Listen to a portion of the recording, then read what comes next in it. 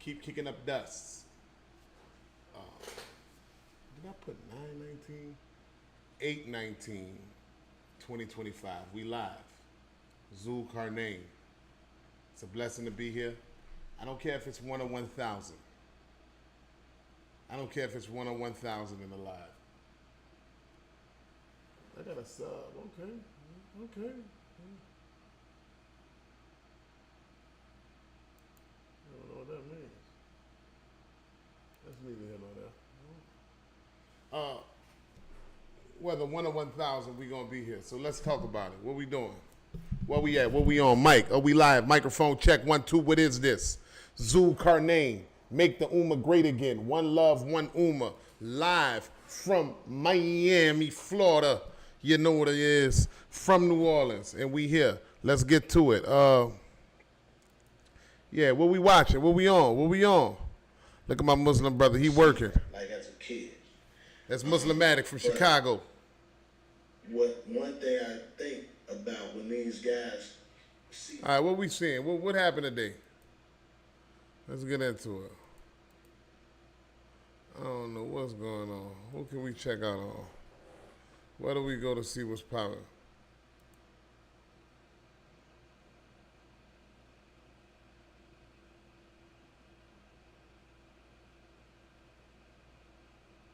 Man, somebody died in the problem. Okay. Is this new? How do I see this lyric?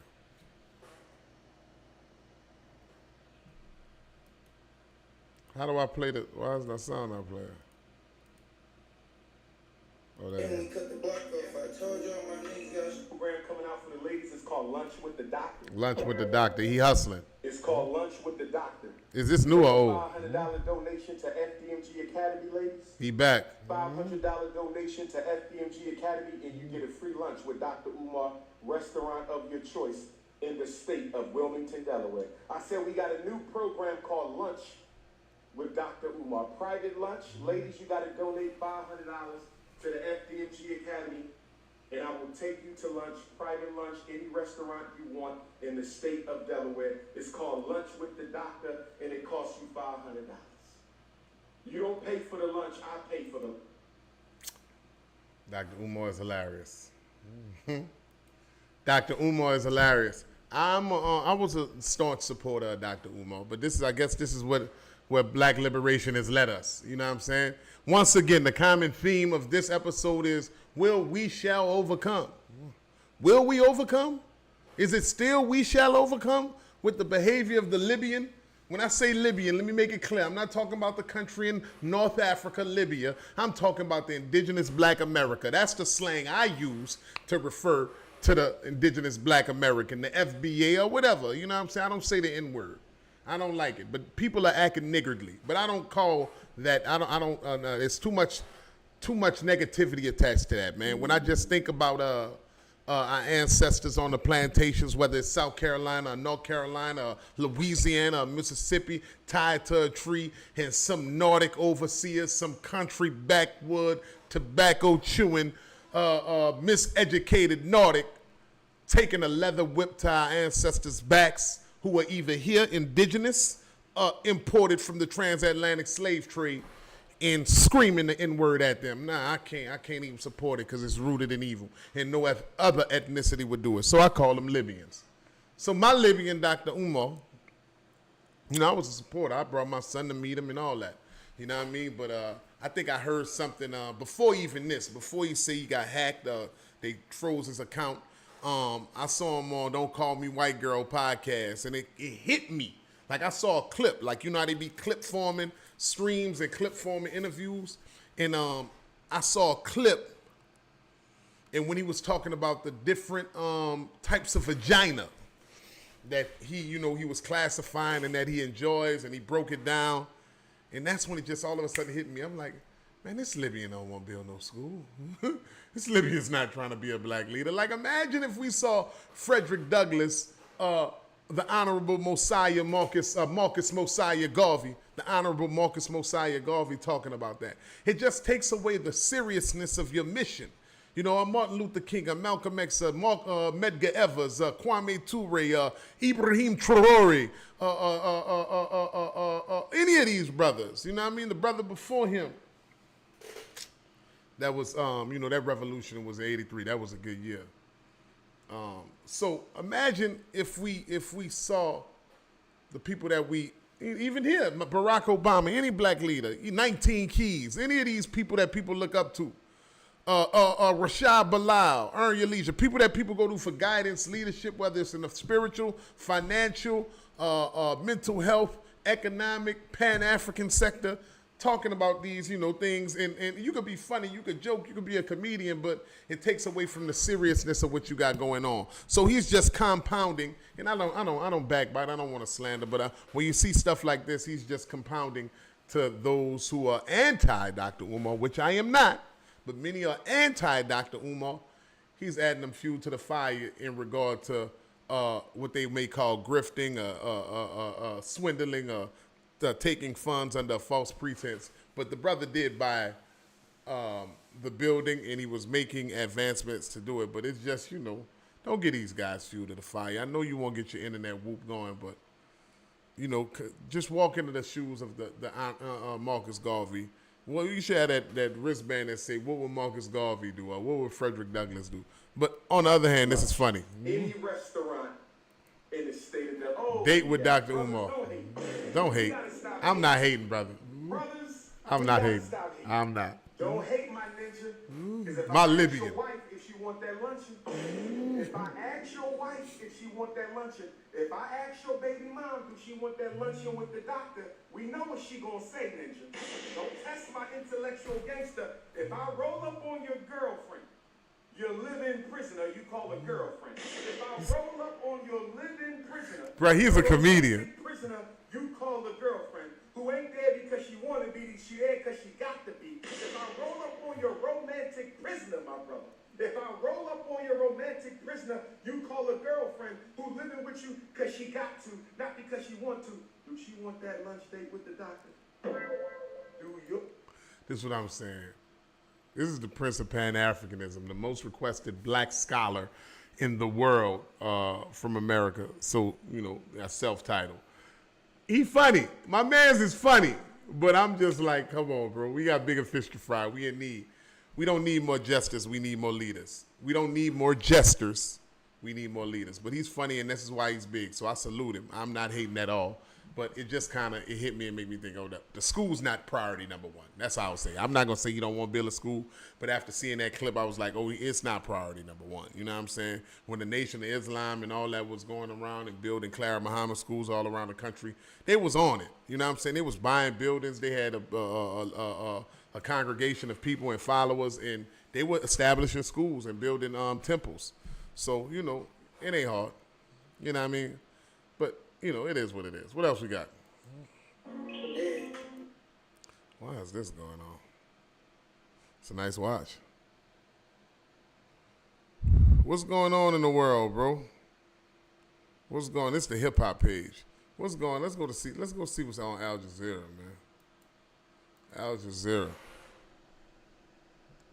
It's sad. It's tough out here, you know what I mean? It's really tough out here. We already know what's going on. It's constantly in Gaza. Look, you see what I'm saying? Israel has killed 19,000 children in Gaza as war strikes intensify. I think I told this story on a previous stream. I was, man, let's just go and see what's going on, bro. It's crazy. The Nuba Mountains, Sudan Civil War. Look at the beautiful Sudanese. And people always ask, why does Sudan and Congo not get the same attention that Gaza and Palestine has? Well, one, of course, it could be, you could say, because they're in Africa, because they have dark skin. But also, there's not enough delegation of others from Sudan that's in America, or from the Congo in America, screaming it, I believe. Forgive me if I'm wrong. I'm not trying to offend anybody. But just the one we can identify the enemy in the Gaza genocide, and USA is directly connected to that. by its allegiance with Israel and financing them and giving them so much money. So we're here so we can point the finger at that. There's a large Palestinian community, and outside of that, the Muslim community, and then there's a lot. They're screaming it loud. They're doing organizations. They're doing events. They have merchandise. They have all type of paraphernalia. So we need to, and I don't think there's a big enough of a Congolese delegation here. And who do we point the finger at? Who's behind it? There's a hidden hand. See, that the American hand is hidden in its support of Israel and what they're doing to Gaza and Palestine in general. But who's the hand behind the Congolese? We know about King Leopold from old, but now what is actually going on? And a lot of people don't really know what's going on in Sudan. So many people after the Super Bowl would ask me, well, what's really going on? This Muslims, what's going on in Sudan? What is it, a civil war? What is this? What is that? So there's no real clear enemy to identify, but they need your support. We need your support. The Congolese need your support, their prayers. But it's like, what do you do? And that's what I want to get in the comments and say, what do you do? You feel me? What is going on? So I know besides supporting the charities, and I don't even know any Congolese charities. What charities are helping those in the Congo? Now, I got some Congolese partners here that I do business with in Miami. They're telling me a lot of the stuff is going on in the western part, like Goma, the Goma area. But other parts of the DRC is, they I guess acting as normal. So, and a lot of times, a lot of people are burnt out. A lot of they've been seeing the Sudanese, the Congolese, they've been seeing it their whole life. So they may feel like there's no end in sight. So, yeah, it's tough. But here we see, like this guy, this is the clear enemy and what they got going on. And our your mans, the president is supporting them. And it's a lot of press and a lot of publicity, even though it's drowned out. But it's way more than what we see, especially from Congo and from Sudan. So, and then it's so nuanced. Even they say like the UAE is supporting them, and the UAE is a Muslim country also. So outside of that, it's just like not enough information about what's going on totally in the nuances of what's going on in Sudan and Gaza. But we know, and so we must support, and if we can, and helping those who are helping them. And if you know any Congolese charities, any people that is working in the Congo to help with supplies or helping those in need, whether it's food, shelter, water.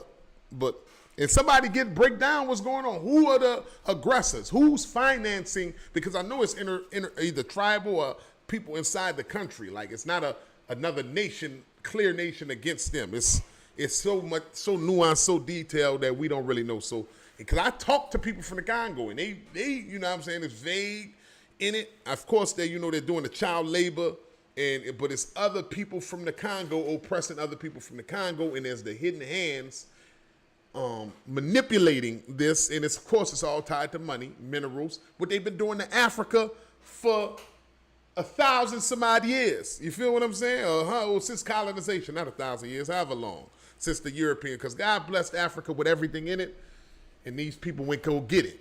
So, it's a lot, man. A lot on the plate. What we got? Israel has killed 19,000 children. That is horrific. 19,000 children, and I'm probably sure it's more. In Gaza war, as strikes intensifies. These are unarmed, innocent, have nothing to do with nothing, no hostages, no hummus, no none of these people. These are children, and y'all dropping bombs on them.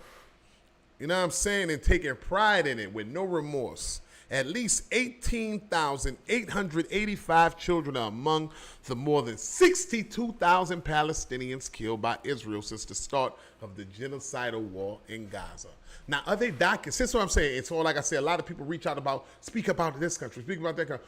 Are they documenting what's going on in these other countries? Where do they get the information in, like, what's going on in Congo? Somebody please break it down to me. I understand that they're going to usurp and steal the minerals and the natural resources, and this child labor and child war. Is it intertribal?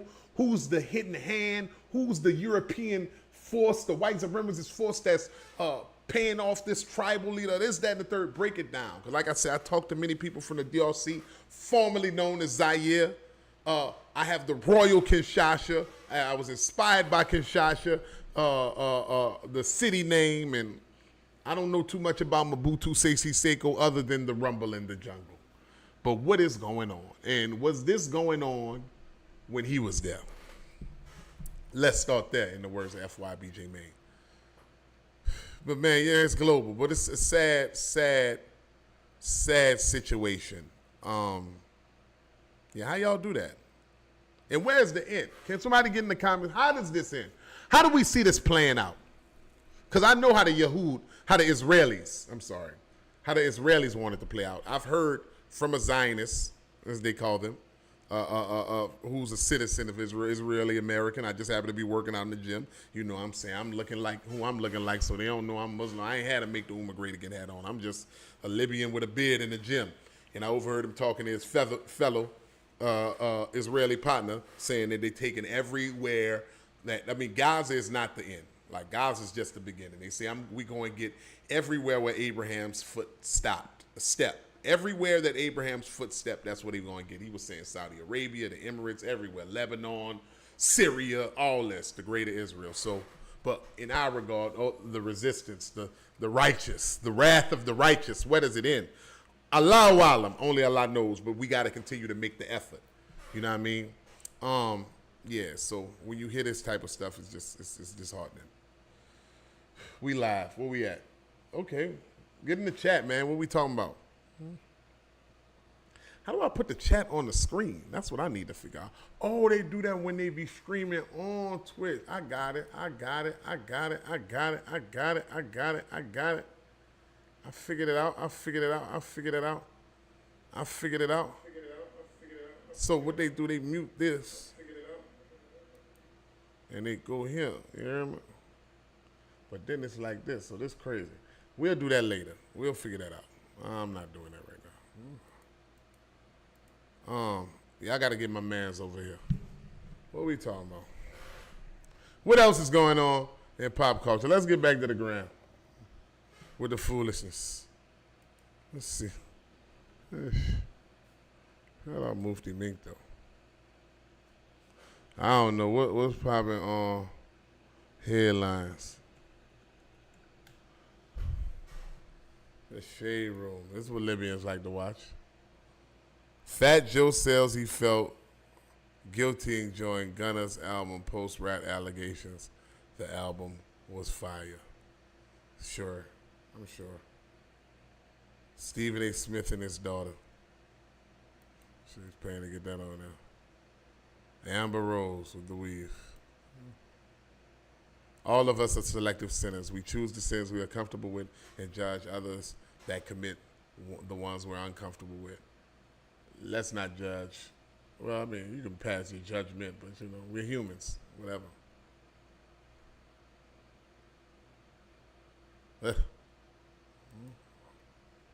Where we at?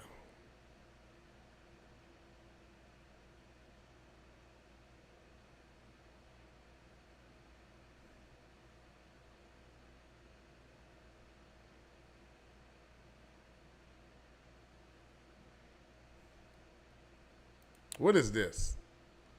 Can somebody break this down? China set to launch world's first pregnancy robot using artificial womb. Here we go, playing with Allah's creation. That's what they say.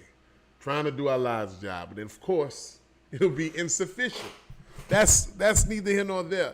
We're the stuff we used to watch when we was children, Terminator and all this other stuff, AI stuff, all these movies. It's coming to life, y'all.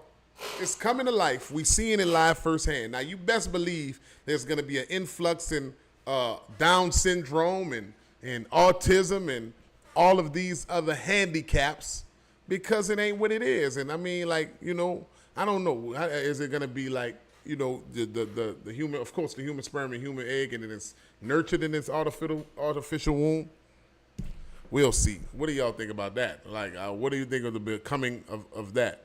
And everybody say this is bringing on the last days. Whatever. You know what? We might be right. I don't know, but I feel like it's been the last days for the longest. But we just got to stay strong in the midst of it. Look at NLE Shopper. Yeah. What's popping? So make sure y'all follow, man. ZQNFFF underscore Zulkarnain. Halle Berry. What is that? Halle Berry. Oh, that's crazy. Frozen shrimp from Walmart. All right, what else we got? Let's go back to Al Jazeera. Slow news day.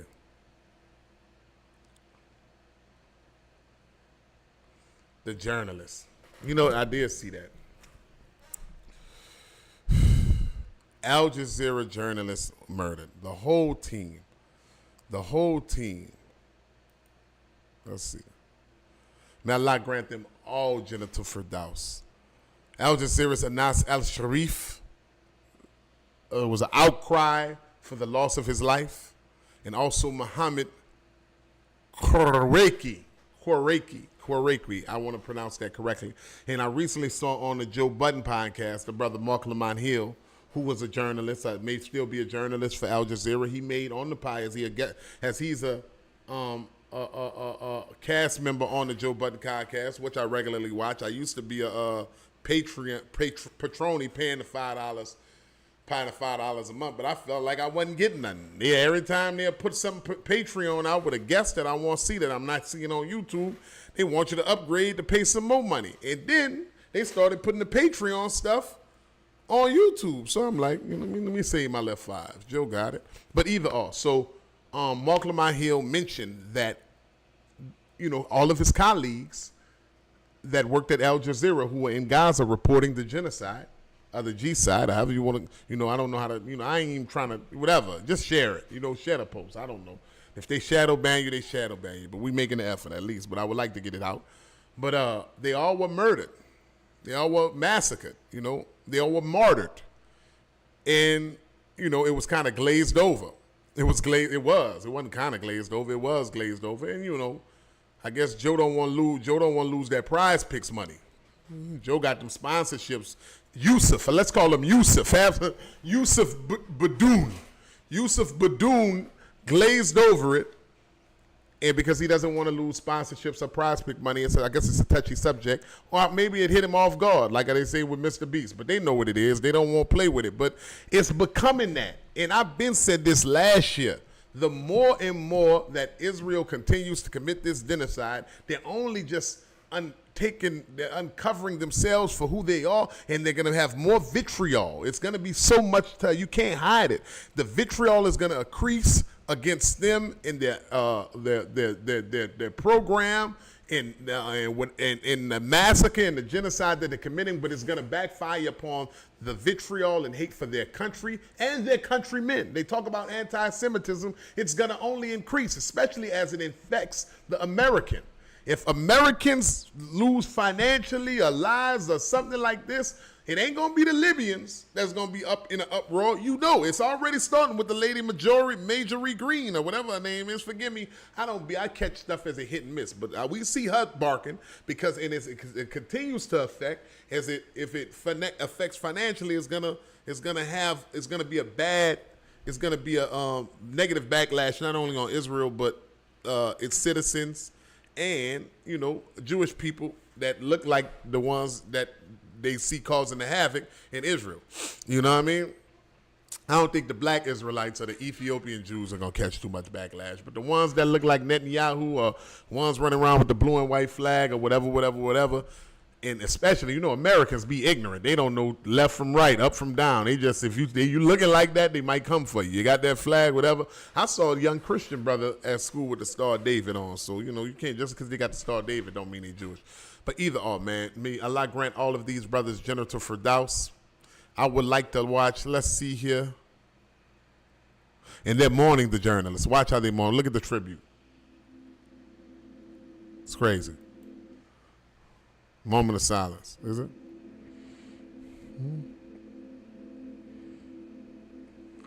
نقف اليوم في هذه الوقفة للتعبير عن تقديرنا ووفائنا لزملائنا الشهداء ولنؤكد على أننا ثابتون على المهنية وعلى مواصلة هذا الطريق.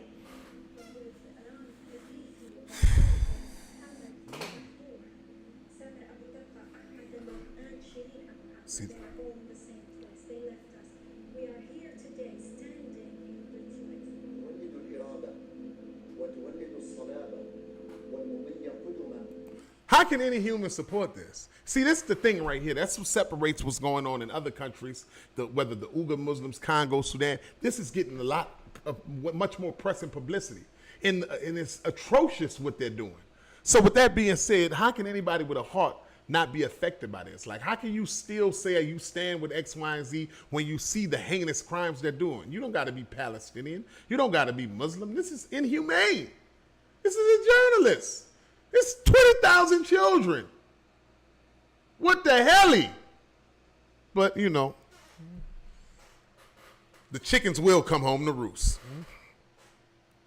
على طريق نبذ الحقائق نقول إن قتل الأنبياء لم يحل دون انتشار الرسالات ونقول أيضا إن قتل الصحفيين لن يحول دون انتشار الحقائق.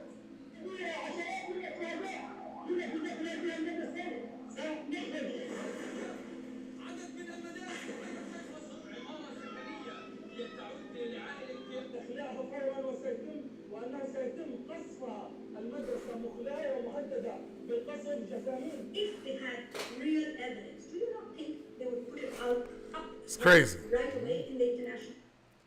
You know, these brothers are soldiers and martyrs for the greater cause. They have genital firdaus, but their families are mourning them.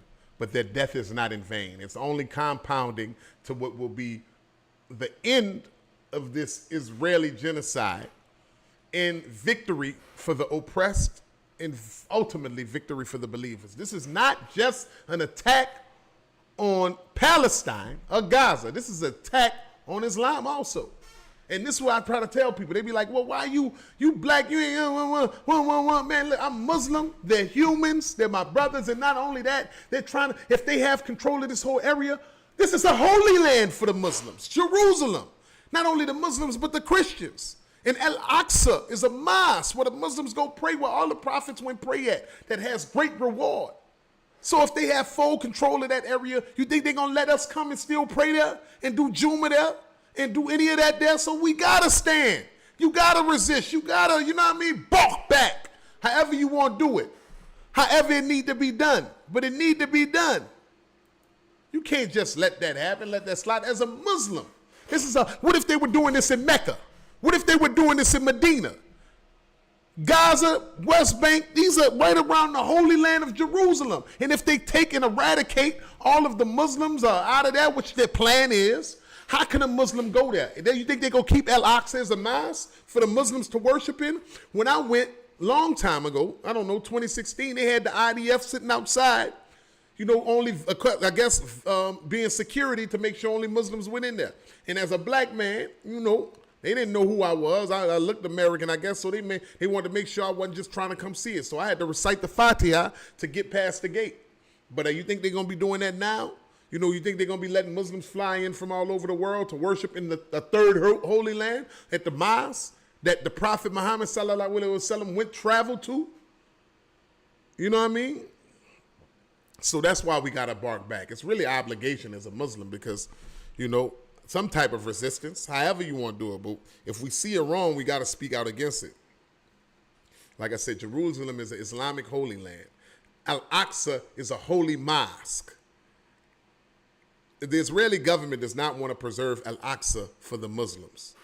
And this is only like partial steps to doing that. They want to try to eradicate Gaza, eradicate the West Bank, take over all of the Middle East, Europeanize it, Westernize it, and definitely not have Al-Aqsa to be for the believers. Mark my words. You already know it, so balk out and speak out against it. We'll see how it plays out. Victory is for the believers.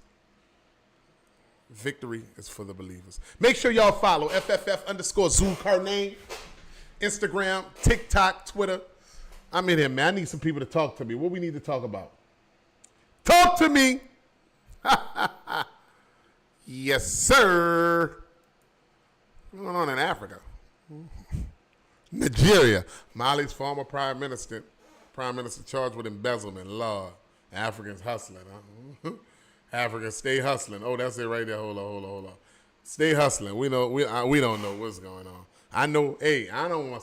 This is how I'm saying about Muslim. Certain people, my Muslim brothers are African, but I don't want to slander. But I done had some bad encounters, and there was one country in particular. I'm not gonna say it, but y'all got a lot of little grifters. A lot of them. Watch out for them. And it ain't Nigeria.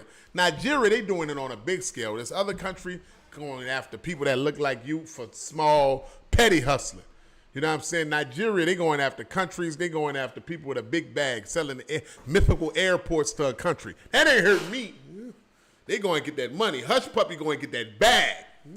They not, hitting you up, lying about for $250 every now and then. But either, I don't want to get into that. Where we at? Let's go on YouTube.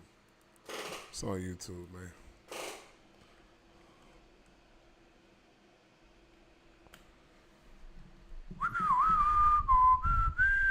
Boy, they on Dr. Umar's head. Yeah, what is that to talk about?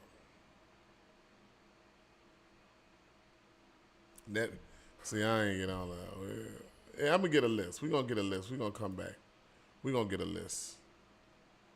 This is a good fight. Snitching in hip-hop. Flacco QB1. Okay. I don't know. We're going to get a list together. I'm going to scream with some people, and we're going to figure it out. But I got two on screen. Where we at? Where the chat at? Let's go. Talk to me. We get in the chat. What else is going on? We in here.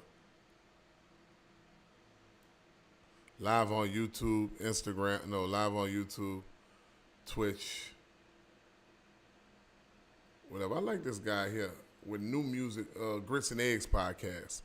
He talked about Katrina. Now, I'm from New Orleans. I'm from New Orleans. Let's talk to him. I'm from New Orleans. Hurricane Katrina is on his. I hit the wrong button.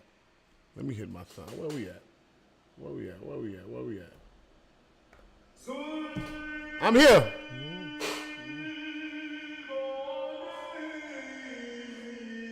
That's how I need to start my show off. I need to start it off with Zul Karnaim. You know what? Let me go back. I want to play this Mufti Mink thing. Let me go to I'm sorry. I'm all over the place. Let me go. I want to hear. I need to see why I need a sound bite. My Mufti Mink joint.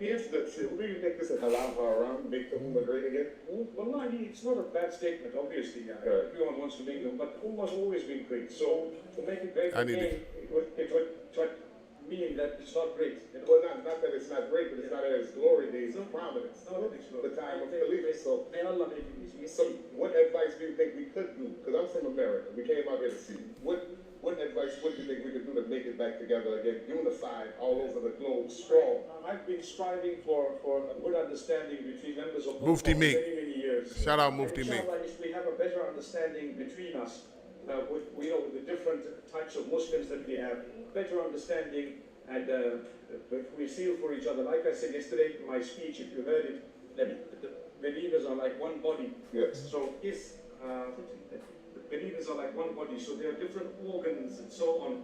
And if we all learn to respect each other, we would be able to solve a huge problem in the Ummah. The problem is it looks like we don't really care for each other. Yeah.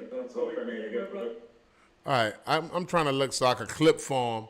I take the sound bite of me with What do you feel about making the Ummah great again? We do the make the Ummah great again acts, and we give the proceeds to those who need. where was that at? What do you feel about making the Ummah? Yeah, I got an audio of him saying make the Ummah great again. I want to use that. Here we go. Follow us, man. FFF_Zul Karnaim. Let's go back to YouTube. I'm from New Orleans. Hurricane Katrina's 20 years ago. This guy was talking about Katrina. My man, Kyle, very funny. Deontay Kyle is his name. Very funny guy. He's talking about he's in Atlanta and how after Katrina all the New Orleanians came out there. What have they been taking from these people? I'm gonna tell you like this: $50 to $75 billion a year. every country in Africa should look like Dubai. Real shit.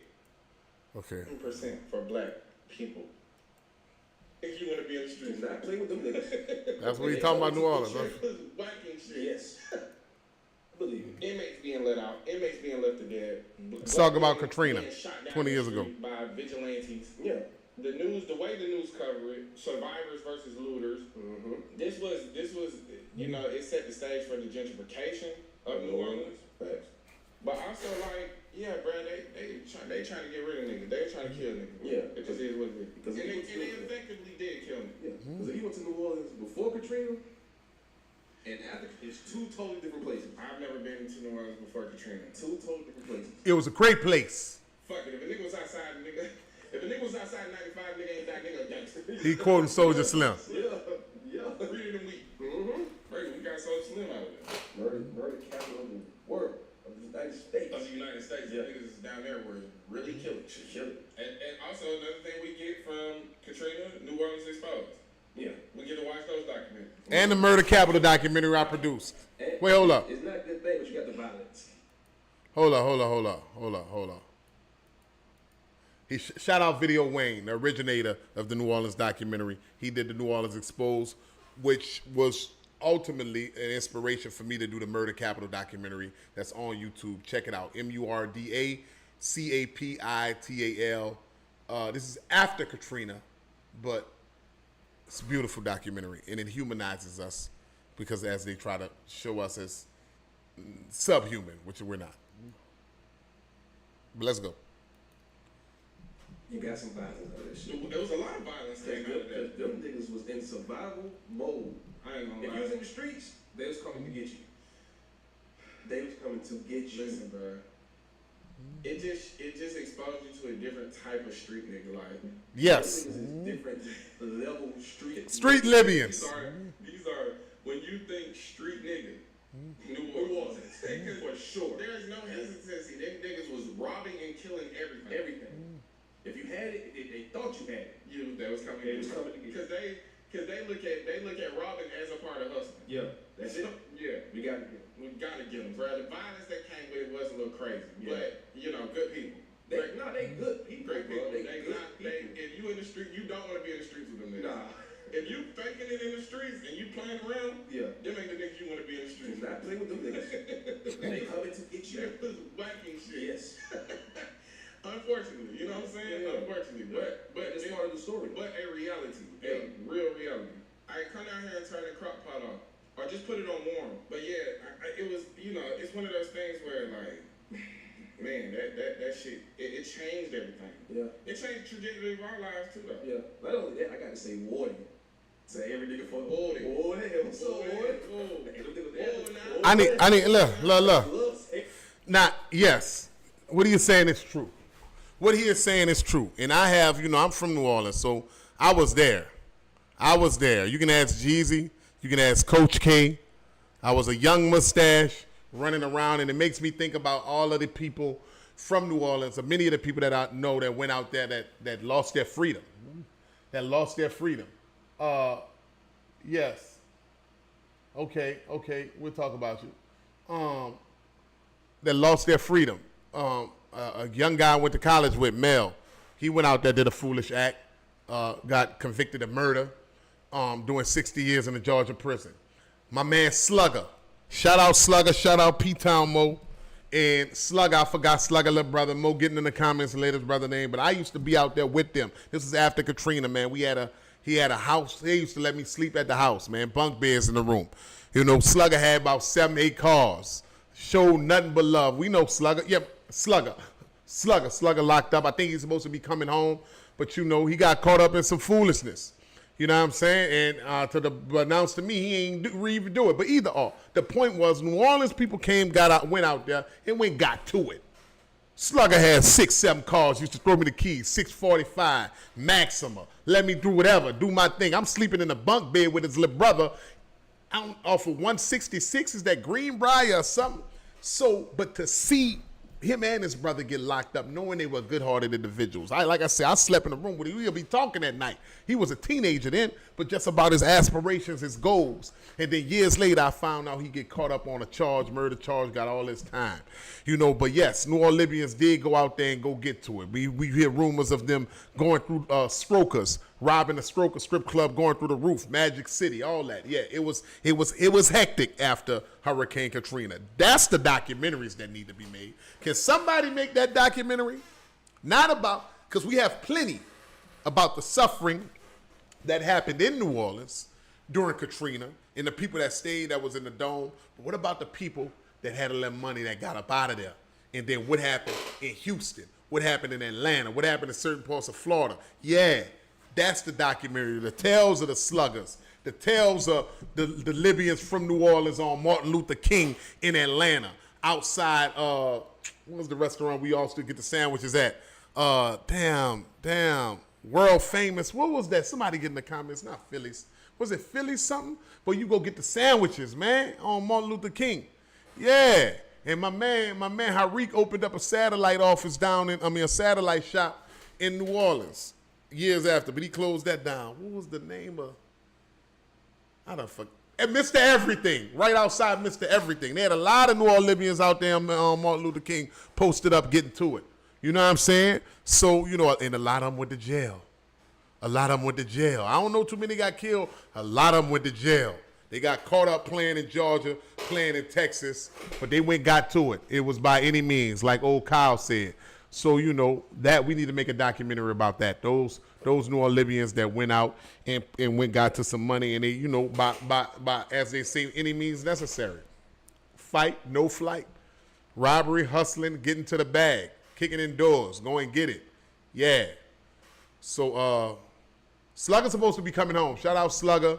Shout out his little brother. Shout out P-Town Mo. We was really jam. You might not think it, like what was Zulkarnain doing running with Slugger? Yeah, we was out there at the Hurricane Katrina, locked in.